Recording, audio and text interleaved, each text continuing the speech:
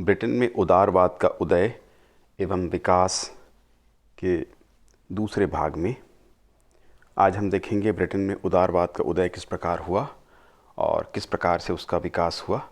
इसके पहले भाग में पृष्ठभूमि के साथ हमने ये देखा था कि किस प्रकार से उदारवाद के मार्ग में जो बाधाएं थीं वो कौन कौन सी बाधाएं थीं और कौन सी अनुकूल परिस्थितियां थीं जिन परिस्थितियों के कारण ब्रिटेन में उदारवाद का जन्म और विकास हुआ था। आज हम देखेंगे किस प्रकार से उदय के बाद विकास इंग्लैंड में हुआ और अंत में मूल्यांकन इसका हम देख लेंगे। विचारधारा के रूप में उदारवाद इंग्लैंड में 17वीं शताब्दी से विद्यमान थी, किंतु व्यवहारिक रूप में यह 18वीं शताब्दी के अंत से दृष्टिगोचर होना ब्रिटेन में शुरू होता है। ब्रिटिश निवासी लॉक का उदारवाद के जनक के रूप में स्वीकार कर किया जाता है। लॉक के अतिरिक्त प्रमुख उदारवादी विचारक हॉब्स एवं बेंथम भी ब्रिटेन के ही निवासी थे। इस तरह ब्रिटेन में उदारवाद विचारों के रूप में लंबे समय से विद्यमान थी, किंतु प्रायोगिक रूप में व्यवहारिक रूप में यह बहुत बाद में जाकर प्रकट होता है। इसका विश्लेषण कर लेते हैं। पहला, ब्रिटेन की संसदीय प्रणाली के रूप में उदारवाद लंबे समय से ब्रिटेन में विद्यमान था। संसदीय प्रणाली का होना ही जनतंत्र की ओर संकेत करता है। यद्यपि अब की संसदीय प्रणाली और उस समय की संसदीय प्रणाली में बड़ा अंतर था, किंतु फिर भी राजा पर नियंत्रण करने वाली एक संस्था थी। प्रारंभ में तो मात्र सलाहकार थी, धीरे धीरे संसद की शक्ति ब्रिटेन में बढ़ती गई थी। तो उदारवाद के अंश के रूप में संसदीय प्रणाली को स्वीकार किया जाता है, क्योंकि जिस काल में सभी देशों में राजा पूर्णतः निरंकुश होते थे, ब्रिटेन में संसद के सदस्यों द्वारा राजा को सलाह देने की प्रथा थी। अपने सलाह के माध्यम से उचित सलाह देकर संसद राजा पर एक तरह से नियंत्रण करती थी और जनता क्या चाहती है उसके बारे में राजा को सलाह देती थी, क्योंकि आमतौर पर जो राजा होते थे वो जन कल्याणकारी कार्य नहीं करते थे और वे ज़्यादातर निरंकुश शासन प्रणाली अपनाते थे। तो इस तरह से संसदीय शासन प्रणाली का किसी देश में होना ही एक तरह से जनतंत्र या उदारवाद की ओर संकेत करता है। धीरे धीरे संसद के माध्यम से सभी को अधिकार देने की भावना ब्रिटेन में आती गई। उसे कानून बनाने और कर लगाने का अधिकार प्राप्त था। यहाँ तक कि राजा का व्यक्तिगत व्यय, स्वयं के उसके परिवार का, राजमहल का जो व्यक्तिगत व्यय होता था, वह भी ब्रिटिश संसद तय करती थी। इससे स्पष्ट हो जाता है कि किस तरह से उदारवादी नीति संसद के द्वारा कार्यान्वित की जा रही थी। तो संसदीय शासन प्रणाली का होना ही उदारवाद के रूप में देखा जा सकता है। पुनर्जागरण काल जब यूरोप में आया तो यूरोपीय पुनर्जागरण का प्रभाव इंग्लैंड पर भी पड़ा तथा उदारवादी भावनाएं प्रोत्साहित हुईं। फ्रांसिस बेकन के निबंध इस काल में लोकप्रिय हुए। यूरोप एवं इंग्लैंड के विचारकों के उदारवादी विचारों का प्रभाव ब्रिटेन पर पड़ा था। राष्ट्रीय राजतंत्र की नींव इसी पुनर्जागरण काल के पश्चात इंग्लैंड में पड़ी थी और पूर्व में निरंकुश राजतंत्र के स्थान पर राष्ट्रीय राजतंत्र की स्थापना हुई। यद्यपि ये भी निरंकुश होने का प्रयास करते रहे, किंतु इनका संबंध राष्ट्रीयता की भावना के साथ आ गई। राष्ट्रीयता की भावना भी उदारवाद के एक तत्व के रूप में स्वीकार किया जाता है। धार्मिक कट्टरता में भी इस उदारवादी प्रवृत्ति के कारण, पुनः जागरण के कारण ब्रिटेन में कमी आई थी। तो पुनः जागरण काल में भी कुछ तत्व हमको देखने को प्राप्त होते हैं। फिर धर्म सुधार आंदोलन का युग आया। जर्मनी के क्षेत्र में ये प्रारंभ हुए धर्म सुधार आंदोलन का प्रभाव 16वीं शताब्दी के प्रथम उत्तरार्ध में ब्रिटेन पर भी पड़ा था तथा यहाँ पर भी प्रोटेस्टेंट मत का प्रभाव बढ़ा। कैथोलिक संप्रदाय ने अपने मत में उदारवादी सुधार किए, क्योंकि धर्म सुधार दो तरह से हुआ था। पहला, कैथोलिक धर्म के विरोध में प्रोटेस्टेंट आंदोलन के रूप में, और उसके पश्चात स्वयं अपने पंथ में कैथोलिकों ने प्रतिधर्म सुधार के रूप में सुधार किया था। तो इन दोनों आंदोलनों का प्रभाव ब्रिटेन पर पड़ा था और यहाँ भी धार्मिक उदारवाद, प्रारंभ में तो धार्मिक कट्टरता, एक दूसरे का विरोध शुरू हुआ था, किंतु अंततः धार्मिक उदारता इसका परिणाम हुआ था तथा धार्मिक संकीर्णता कम हुई थी। उसमें जितनी बुराइयां थीं, तानाशाहीपन था, या भ्रष्टाचार था वो सब कम हुआ और जनता के प्रति चर्च उत्तरदायी होने लगा था, अपने में उसने सुधार किया था। तो ये भी उदारवाद का एक तत्व था कि धार्मिक उदारता का श्री गणेश यहाँ पर हुआ था। गृहयुद्ध काल में हम देखते हैं 1642 से 1649 के बीच में राजतंत्र समाप्त कर दिया गया था। गृहयुद्ध के पश्चात ये ब्रिटेन के इतिहास में एक बार ही हुआ। गृहयुद्ध के बाद राजतंत्र समाप्त कर दिया गया, राजा को मृत्युदंड दे दिया गया, लॉर्ड सभा को भी समाप्त कर दिया गया, सामंतवादी व्यवस्था भी ध्वस्त होती गई, कमज़ोर पड़ती गई। ये सब प्रतिक्रियावाद के प्रतीक थे। तो प्रतिक्रियावाद के प्रतीक नष्ट हो गए थे। राजतंत्र समाप्त हुआ, सामंतशाही व्यवस्था ध्वस्त होती गई। हाउस ऑफ लॉर्ड्स जो सामंतों का या कुलीनों का गढ़ था उसको भी समाप्त कर दिया गया। यद्यपि कुछ समय के बाद राजतंत्र भी स्थापित हो गया पुनः, और साथ में लॉर्ड सभा भी स्थापित हो गई थी। किंतु फिर भी उदारवादी भावनाएं इस समय हिलोरे मार रही थीं। बड़े सुधार किए गए थे, यद्यपि बाद में पुनः ये आ गया था। किंतु फिर भी गृहयुद्ध के बाद संसद की सेना और संसद विजयी हुए थे। जो उदारवादी थे, जनता के प्रतिनिधि थे, जनता को अधिकार देना चाहते थे, तो संसद के पास अधिकार बढ़ गए थे। इस गृहयुद्ध में संसदीय सेना और संसद के सदस्य विजयी हुए थे। कुछ समय के लिए क्रॉमवेल का शासन यहाँ स्थापित हो गया था, किंतु फिर से राजतंत्र और लॉर्ड सभा की स्थापना की गई। किंतु फिर भी संसद की शक्तियाँ बढ़ गईं, उदारवादी शक्तियाँ विजयी हुई थीं, प्रतिक्रियावादी शक्तियाँ परास्त हुई थीं। गौरवपूर्ण क्रांति का काल आता है। गृहयुद्ध के बाद ऐसा लगा था कि संसद पूर्णतः विजयी हो चुकी है, अब कोई राजा निरंकुश नहीं हो सकेगा। किंतु ऐसा नहीं हुआ। राजा स्वभाव से ही निरंकुश होते हैं। 1688 में प्रतिक्रियावाद के प्रतीक राजा जेम्स प्रथम का पतन हुआ। राजतंत्र के अधिकार सीमित किए गए, संसद के अधिकारों में वृद्धि हुई, अपेक्षाकृत उदारवादी गृह एवं विदेश नीति प्रारंभ किया गया। विलियम एवं मेरी, जो राजा के ही जेम्स प्रथम के दामाद और पुत्री थी, बड़ी पुत्री थी मेरी, ये हॉलैंड के शासक थे। जनता ने उनको आमंत्रित किया था। वे टोरबे बंदरगाह पर उतरे थे और जैसे ही उसकी सूचना राजा को प्राप्त हुई थी, राजा पलायन कर गया था। और इस तरह से उदार अधिकार पत्र को विलियम और मेरी के द्वारा स्वीकृति प्रदान की गई। राजा की देवी अधिकार के सिद्धांत का अंत किया गया। इस तरह से राजनीतिक संविधानवाद का इंग्लैंड में जन्म हुआ। संवैधानिक राजतंत्र भी इसको कह सकते हैं। पूरी तरह से संवैधानिक राजतंत्र स्थापित किया गया। धीरे धीरे यह और भी परिपक्व होता गया। इस तरह से गौरवपूर्ण क्रांति इसको कहते हैं, रक्तहीन क्रांति कहते हैं। वस्तुतः तो गौरवपूर्ण कोई क्रांति थी नहीं, न कोई क्रांति थी। एक राजा का स्थान दूसरे राजा ने ले लिया, एक राजा का स्थान उसकी पुत्री और उसके दामाद ने लिया। तो ये कोई क्रांति की बात तो थी नहीं। रक्तहीन क्रांति कहना भी उचित नहीं है, केवल परिवर्तन हुआ था, कोई बहुत बड़ा परिवर्तन नहीं था। राजतंत्र समाप्त हो जाता, पूरी तरह जनतंत्र कायम होता तो उसको क्रांति कहा जा सकता है। लेकिन अंग्रेजों के हाथ में कलम था, उन्होंने ऐसा लिखा जो वस्तुतः उचित नहीं है। 18वीं शताब्दी में उदारवादी प्रगति की स्थिति, वैचारिक उदारवाद विकसित होता रहा। विचारकों, लेखकों और कवियों का इसमें योगदान रहा। किंतु व्यवहारिक स्तर पर उदारवाद का विकास न्यून ही बना रहा, विकास अधिक इस काल में नहीं हुआ। 1875 में अमेरिका के स्वाधीनता संग्राम के साथ इसका प्रभाव इंग्लैंड पर बहुत गहरा पड़ा, क्योंकि एक बड़ा उपनिवेश, लाभ का एक बड़ा क्षेत्र उनके हाथ से जाता रहा। इसका सीधा प्रभाव आयरलैंड पर, भारत पर और अन्य उपनिवेशों पर उदारवादी नीति के रूप में पड़ा था। सुधारवादी नीति का श्री गणेश ब्रिटेन में हुआ। संवैधानिक सुधार भारत के संदर्भ में भी किए गए। Regulating act, Pitt's India act, ये सब चार्टर एक्ट जो पारित होते थे, उनमें कुछ उदार प्रावधान, अपेक्षाकृत, पूरा उदार तो नहीं, आज़ादी तो नहीं दी गई, लेकिन अंग्रेज़ों के मन में यह डर बैठ गया उसके बाद कि सारे उपनिवेश इस तरह से ना निकल जाएं। अमेरिका का बहुत बड़ा एक लाभ का हिस्सा जो उनके पास आता था वो बंद हो गया। उनको डर था कि भारत भी कहीं हाथ से ना निकल जाए, क्योंकि बहुत संपत्ति भारत से भी उनको आर्थिक लाभ और संपत्ति वो प्राप्त कर रहे थे। तो इसलिए उदारवादी नीति अपेक्षाकृत पूर्व से आयरलैंड के प्रति, भारत के प्रति, अन्य उपनिवेशों के साथ साथ अपने देश में भी कुछ उदारवादी प्रगति यहाँ पर हुई थी। फ्रांसीसी क्रांति 1789 उसके तुरंत बाद हो गई। उसका व्यापक प्रभाव इंग्लैंड पर हुआ।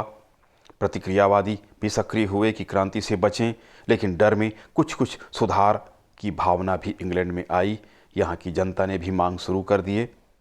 तो यूरोपीय क्रांति के प्रतिक्रिया के स्वरूप इंग्लैंड में भी उदारवादी गतिविधियाँ शुरू हुई।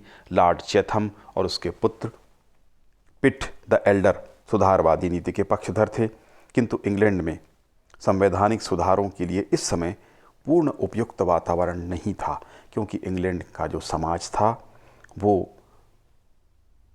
प्रगतिवादी न होकर रूढ़िवादी ज़्यादा लोग थे। पार्टियां भी थीं, टोरी दल, ये लगातार विरोध करते रहे। बाद में इसमें भी परिवर्तन शुरू हुआ, नौ टोरीवादी आ गए और विगो ने भी उदारवादी मांगे की, जनता की भी मांग थी। इस तरह फिर 1832 से ये बड़ा परिवर्तन शुरू हुआ था। उसके पूर्व में सन 1800 से 1822 तक के काल के बारे में देख लेते हैं। यूरोप में इस काल में नेपोलियन का प्रभुत्व कायम था। वह अपनी आक्रामक नीतियों से पूरे यूरोप को अस्त व्यस्त कर चुका था। इस कारण इंग्लैंड में भी इस काल में उदारवादी मांगें शांत रहीं। 1815 में नेपोलियन के पराजित हो जाने के पश्चात जनता के द्वारा सुधारवादी मांगें शुरू हुई, आंदोलन शुरू हुए, भीड़ इकट्ठी होती रही, जुलूस नारेबाजी हुई, मांग पत्र तैयार किए गए, लगातार मांगें होती रहीं, नेताओं के भाषण हुए, कई स्थानों पर बड़ी भीड़ इकट्ठी हुई, गोलियां भी चलानी पड़ी और मैनचेस्टर हत्याकांड भी इसी समय हुआ, जिसमें 11 लोग मारे गए थे पुलिस की गोलियों से। जिस मैदान में आंदोलन किया गया वह पीटर लू कहलाया। वाटरलू के तर्ज पर क्रांति का प्रतीक एक तरह से इंग्लैंड में माना गया कि मांग की गई थी, यहाँ पर इतने लोग मारे गए थे, आंदोलन हुआ था।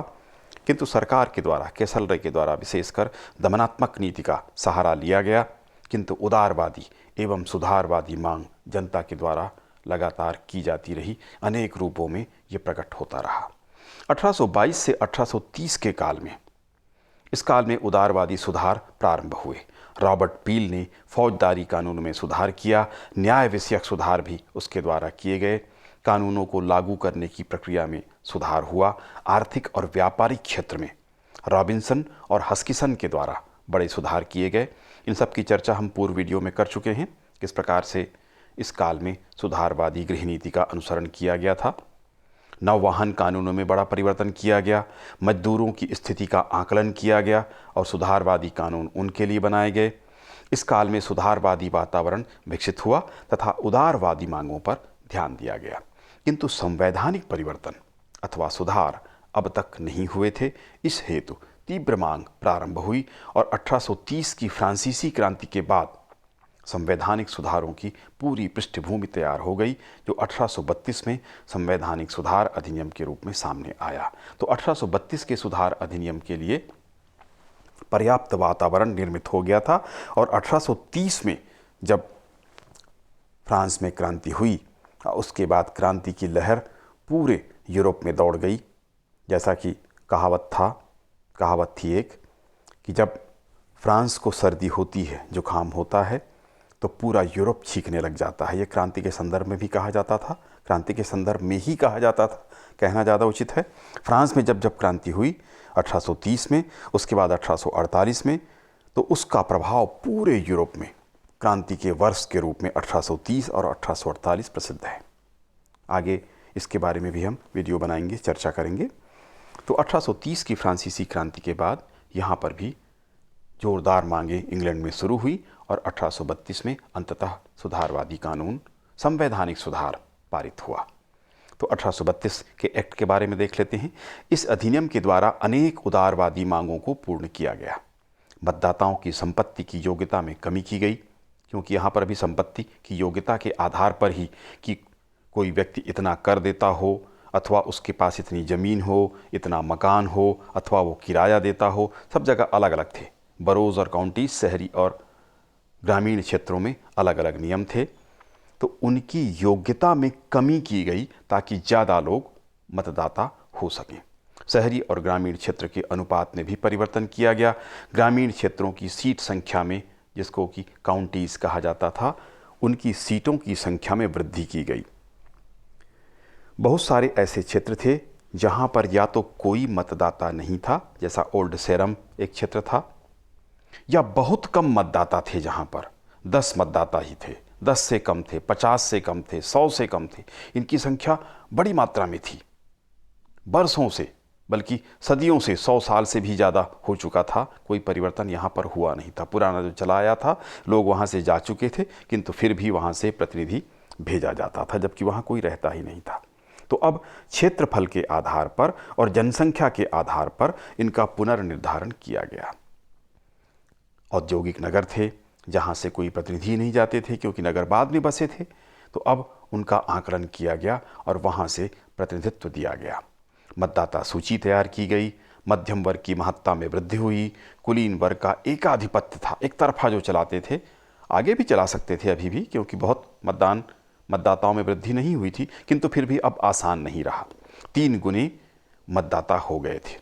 अब प्रत्येक 24 व्यक्तियों में एक को मतदान प्राप्त था, जो अभी भी कम था, किंतु पूर्व की अपेक्षा 3 गुनी इनकी संख्या हो गई थी। सुधार का मार्ग प्रशस्त हुआ। लोकतंत्र पूर्व की अपेक्षा विकसित हुआ। राजनीतिक दल क्रियाशील हो गए, क्योंकि अब मतदाताओं की संख्या 3 गुनी हो चुकी थी। दल की आवश्यकता पड़ी। कैबिनेट प्रणाली का विकास हुआ। सम्राट की शक्ति सीमित हुई। संसद की शक्ति में वृद्धि हुई। आम जनता की शक्ति में पूर्व की अपेक्षा वृद्धि हुई। इस तरह से उदारवाद का विकास 1832 के अधिनियम से आगे बढ़ा। अब हम देख लेते हैं 1830 से 1841 तक के बीच में सुधार। इस काल में लगान संबंधी जुर्माने को हटा दिया गया। प्राथमिक शिक्षा हेतु धनराशि स्वीकृत की गई, यानी शिक्षा की व्यवस्था की गई। नवीन कारखाना अधिनियम 1833 में बनाया गया, जिसमें अल्पवयस्क बच्चों के लिए नियम बनाया गया, सुधार किया गया। उनके कार्य के घंटे निश्चित कर दिए गए। रात्रि में उनका कार्य करना वर्जित कर दिया गया। चिमनी पर चढ़कर उनकी सफाई करना वर्जित किया गया। दास प्रथा का अंत किया गया, जो कि एक घृणित प्रथा थी। 1833 में इसे समाप्त किया गया था। 1834 में दरिद्र कानून, गरीब कानून, पुअर लॉ फिर से पारित किया गया। गरीबों की मदद की गई। उन्हें अब पॉलिसी चेंज की गई। पहले उनको बैठकर सहायता दी जाती थी, इसलिए जो गरीब लोग थे, जिनके पास थोड़ी खेती थी, मजदूरी, वो भी छोड़ के बैठ जाते थे, क्योंकि सरकार उनको पुअर लॉ के माध्यम से, गरीब कानून के माध्यम से पैसा देती थी। लेकिन अब ये कहा गया कि जो भी योग्य हैं उन सबको काम दिया गया, पॉलिसी बदल दी गई। लेकिन जो अत्यंत वृद्ध और अक्षम लोग थे, उनको आर्थिक मदद दी गई। म्यूनिसिपल कॉरपोरेशन एक्ट के द्वारा 1835 में सभी कर देने वालों को, शहरी नागरिकों को मत देने का अधिकार प्रदान किया गया। इस प्रकार शहरी क्षेत्रों में मताधिकार में भी विस्तार हुआ। अखबारों पर जो कर लगता था, उसकी दर में कमी कर दी गई, ताकि ये भी उदारवाद का प्रतीक था कि अखबारों को प्रोत्साहित किया गया, समाचार पत्रों को प्रोत्साहित किया गया। लोकसभा मतदान की रिपोर्ट प्रस्तुत नहीं की जाती थी, नहीं बताया जाता था किसको कितना वोट मिला, जीत गया वो जीत गया। अब इसका पूरा प्रकाशन, ये भी उदारवाद की ही निशानी थी कि जनता को उसकी जानकारी दी गई कि कितने वोट किसको मिले, ये सब स्पष्ट किया जाने लगा। पारदर्शिता लाने का प्रयास शुरू हुआ। पेनी पोस्टेज एक्ट पारित किया गया। ये पोस्टल या सरल डाक व्यवस्था कह सकते हैं। कम पैसे में ज़्यादा संदेश लोग अब भेज सकते थे। तो इस तरह से उदारवादी गतिविधियां इस काल में भी संपादित हुई। चार्टिस्ट आंदोलन चला।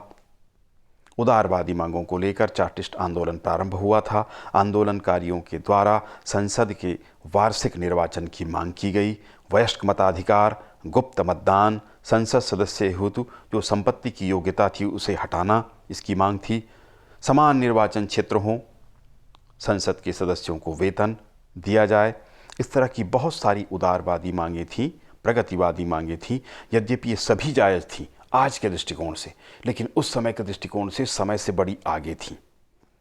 आगे चलकर क्रमशः इनको स्वीकृति मिली, लेकिन जनता की मांग क्या हो सकती है या क्या है, ये इन्होंने स्पष्ट कर दिया और उदारवाद को आगे इन्होंने बढ़ाया।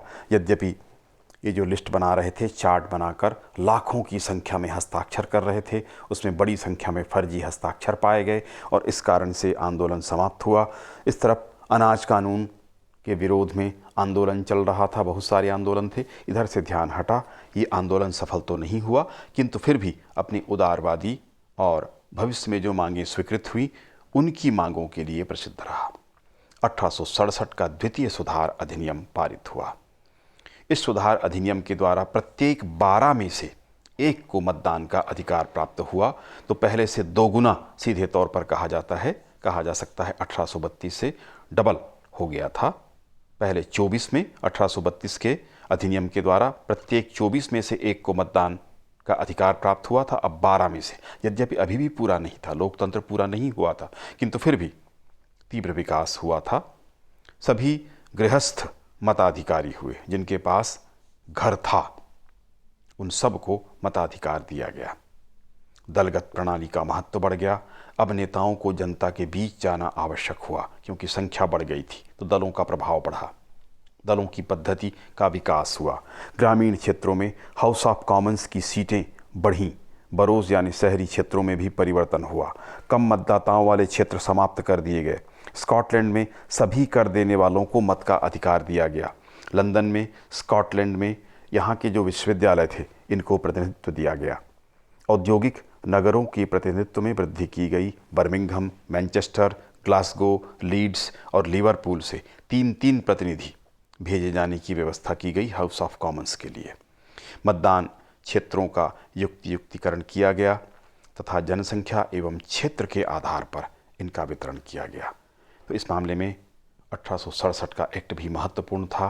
संवैधानिक उदारवाद के क्षेत्र में इसको बड़ा कदम माना जाता है। तृतीय सुधार अधिनियम 1884 में मताधिकार अधिनियम एवं 1885 में स्थान पुनर्वितरण अधिनियम पारित किया गया। इसमें भी अनेक उदारवादी मांगों को पूर्ण किया गया। बरोज के समान काउंटी में भी समान वोट पद्धति लागू कर दी गई। पहले अलग अलग था, अब एक तरह की पद्धति लागू की गई। क्षेत्रों का पुनर्वितरण किया गया। 20 लाख नए मतदाताओं को वोट डालने का अधिकार प्राप्त हुआ। क्षेत्रफल एवं जनसंख्या के आधार पर क्षेत्रों का पुनर्वितरण किया गया। प्रत्येक 50,000 जनसंख्या वाले बरों को एक प्रतिनिधि भेजने का अधिकार प्राप्त हुआ था। हाउस ऑफ कॉमन्स के सदस्यों की संख्या में भी वृद्धि कर दी गई थी। पहले कुल मिलाकर 658 सदस्य होते थे, अब 670 सदस्य हुए। तो 12 सदस्यों की संख्या में वृद्धि की गई, क्षेत्र में वृद्धि की गई। तो इस तरह से ये पूरक प्रतिनिधित्व कानून कहा जा सकता है, पूरक सुधार अधिनियम कहा जा सकता है। 1832, 67, फिर 84, 85 इसमें जो कमियां पूर्व में रह गई थी उनको पूरा करने का प्रयास किया गया। 1911 का सुधार अधिनियम, इस अधिनियम के द्वारा हाउस ऑफ लॉर्ड्स को किसी भी कानून पर, विशेषकर वित्त विधेयकों पर वीटो का अधिकार था वह समाप्त कर दिया गया। इसके कारण कोई भी वित्तीय कानून है वो नहीं बन सकता था। और ज़्यादातर जो हाउस ऑफ लॉर्ड्स के मेंबर थे उच्च वर्गीय थे, सामंत वर्ग के लोग थे, राजा के समर्थक थे। तो ये उच्च वर्ग के हितों को ध्यान में रखकर ही जो कानून होते थे उन्हीं को पारित होने देते थे, बाकी को रोक देते थे। हाउस ऑफ लॉर्ड्स 30 दिनों तक किसी विधेयक को रोक सकता था, इसके बाद नहीं रोक सकता था। 3 बार हाउस ऑफ कॉमन्स के द्वारा यदि पारित कर दिया जाए तो यह विधेयक हाउस ऑफ लॉर्ड्स के द्वारा नहीं रोका जा सकता, नहीं रोका जा सकेगा। ये कानून बनाया गया और उसे पारित करना ही होगा। साधारण विधेयकों को हाउस ऑफ लॉर्ड्स 2 सत्र तक रोक सकता था, उससे ज़्यादा नहीं। हाउस ऑफ कॉमन्स का कार्यकाल 5 वर्ष निर्धारित किया गया, पूर्व में यह 7 वर्ष का हुआ करता था। इस प्रकार उदारवादी कानून पास हुए। हाउस ऑफ लॉर्ड्स की शक्तियां कम की गई, हाउस ऑफ कॉमन्स की शक्तियां बढ़ाई गई। हाउस ऑफ कॉमन्स जो था वो जनता का प्रतिनिधित्व करता था और हाउस ऑफ लॉर्ड्स कुलीन वर्ग या सामंत वर्ग का प्रतिनिधित्व करता था, राजतंत्र का कट्टर समर्थक था। तो इस तरह से जनता के अधिकारों में लगातार वृद्धि की गई। स्त्रियों को मताधिकार का एक बड़ा प्रकरण चल रहा था। ब्रिटेन में 1918 के पूर्व स्त्रियों को मताधिकार का अधिकार नहीं था। 1870 के लगभग ये आंदोलन शुरू हुआ था, मांगें शुरू हुई थी, लेकिन 1918 तक ये आंदोलन चलते रहे। 1918 में 30 वर्ष की महिलाओं को मत देने का अधिकार प्रदान किया गया था।